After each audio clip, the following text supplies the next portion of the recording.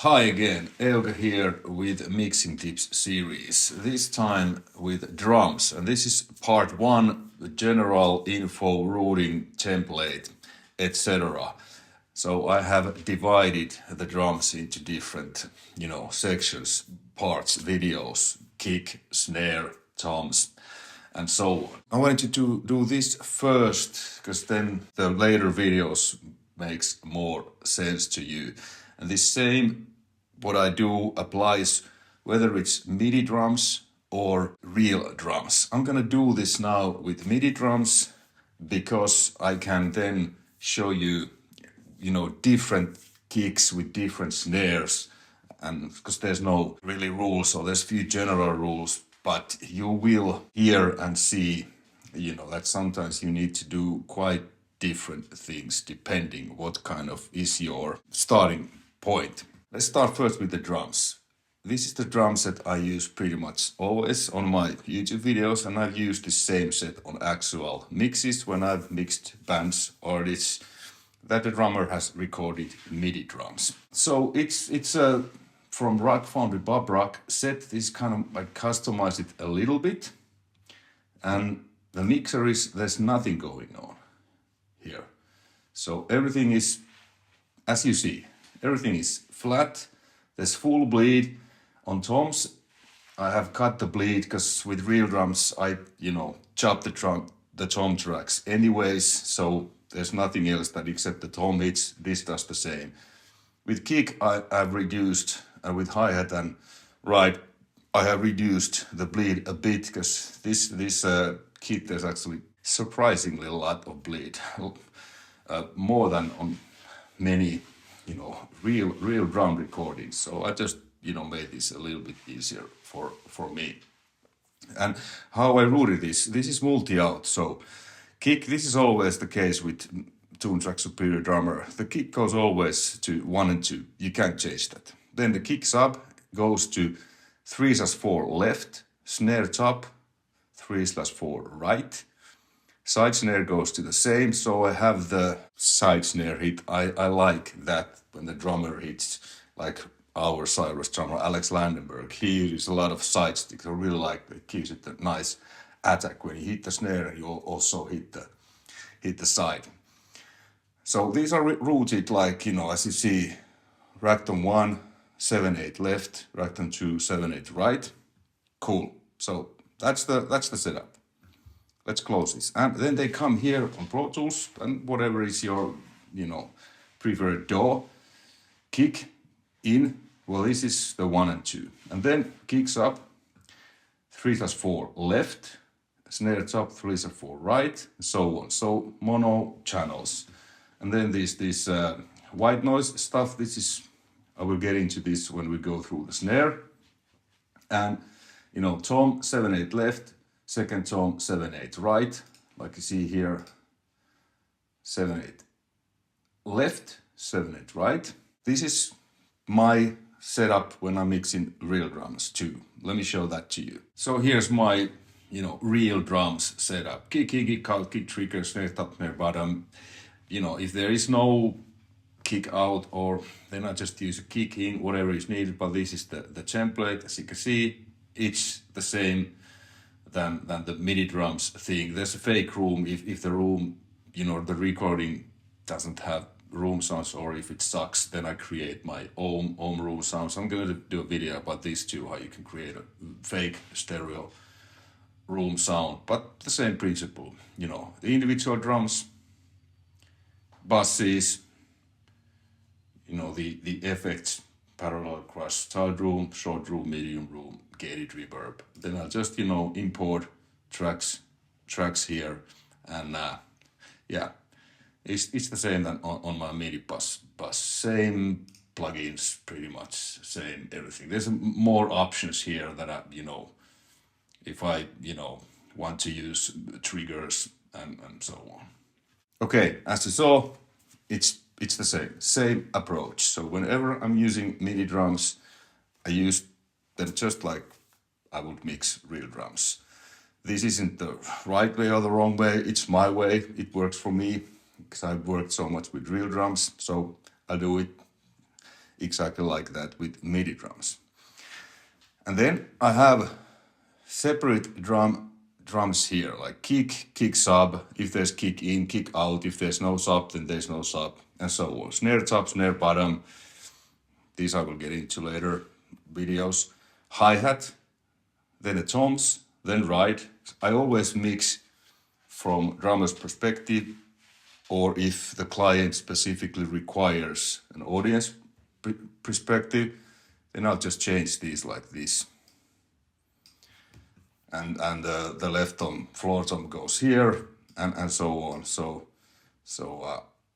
that's the thing. But if I can decide, and with my own stuff, we can, and with CYHRA, it's always drummer's perspective, because Alex Leinberg likes drummer's perspective, which is great. Then there's a overhead stereo, mono overhead, then 4 room mics, which these kit hats have. You know, sometimes you have only a stereo pair of rooms, whatever. And then these all go to these buses. So the 2 kicks, as you can see, kick bus, snares go to snare bus. Well, these go to tilt room reverb. We'll get into that later. Hi-hat and ride always go straight to drum bus. Toms go to tom bus. Why these? So I have more control. I don't want to send them to overhead bus, because then I can treat them, you know, separately, EQ them separately, compress, whatever. Overhead tracks goes to overhead bus. Rooms / ambience goes to room bus. And here's the buses, kick, snare, tom, overhead, room. So when I have kind of the basic sounds and balance between, let's say, snare top, snare bottom, then if I need to increase the snare or automate the snare or whatever, I can do it with this one fader. So this is just works for me. It's a lot easier than to automate and balance several snare tracks, because I can do it with one fader. And then these buses, they go to this drum bus. Cool. And here on drum bus, I have a little bit processing Gulfos, doing very little, you know, just kind of, let me show you what it does.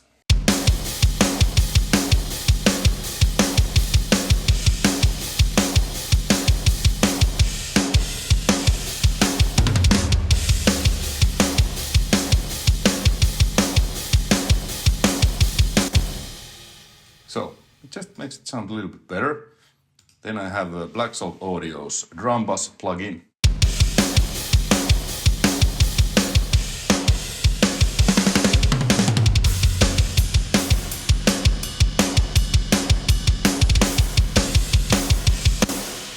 So it compresses the drum bus, adds some, you know, saturation. And then the tone is kind of like, you know, tilt EQ, brighter, darker, or not a tilt EQ, it's just brighter, darker. Or maybe it is, I don't know. And the Salt adds all the good frequencies and tapes down all the bad, boxy and harsh frequencies. And, you know, this is great plugin. There's kind of like many plugins in one. So this has replaced many plugins I used to have on my drum bus like a saturation and, you know, EQing and whatnot. And then this is just there to, if I need to do, well, here I have just got it a little bit low. So that's the only thing EQing I did, you know, in addition to this EQ thing. So that's the drum bus. And then, as you can see, there's different sends. So mostly I'm sending from these buses to different things. So I have a parallel compression, which I'm sending the whole drum mix, the whole bus, and it's pre-fader, so I can control it individually, no matter what this level is here. And there I have UAD's NEEP 33609, classic bus compressor. Cool. Pultec EQ, adding some bottom, adding some top. And this again, if I feel I need to do something, well, here I have done a little bit, cut it a little bit lows and a little bit highs from the parallel, you know, bus. Then I have a crush bus, which I'm sending only the, what I call hit drums, so kicks, snare and tom. There I have a fatso, which is kind of like compressor tape simulator. This just crushes, let me show you.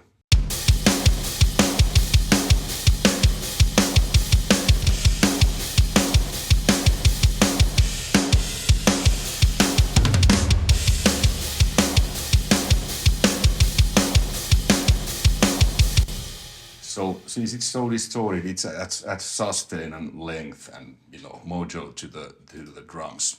Let me show you now the parallel.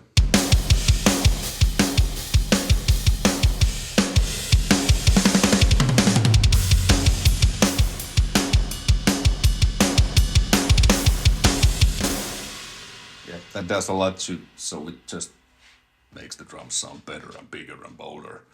Then I have 4 reverbs. I have a tiled room, and this EOS 2, this is the closest thing I have found out and was able to tweak like my Lexicon PCN70's tiled room preset. So if you want a tiled room, here you go. Take a screenshot and copy these settings. This is pretty much just like I said, my PCN70's tiled room preset.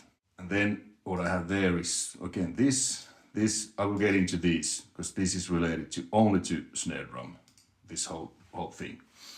Then I have a short room, classic Lexicon PCN60, short room, medium room, and gated reverb, it's a Pro Tools non-linear reverb. And I blend these according to taste and send with these buses according to taste what I want. So that's the setup, the template. It's pretty much always like this. And sometimes, let's say, okay, I want a plate on this. Then I just create a plate, FX send, or I change, the medium room to plate or whatever. But mostly it's just like it is here. All right, so now you know the basic drum setup, how it is, and this is how it sounds. This is the same track I used on my bass guitar mixing tips and electric heavy guitar mixing tips. It's this track.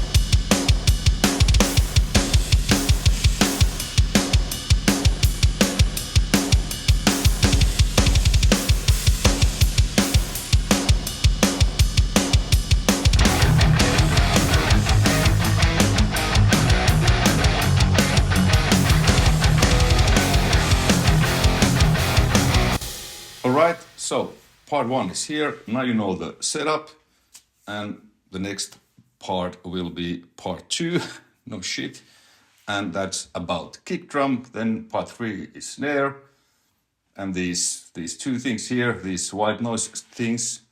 Then it's toms, overheads. I'm gonna go through hi-hat and ride when I go through the overheads, and then ambience and all these effects whenever it's related to that particular drum. I'll go through there. All right, thanks for watching.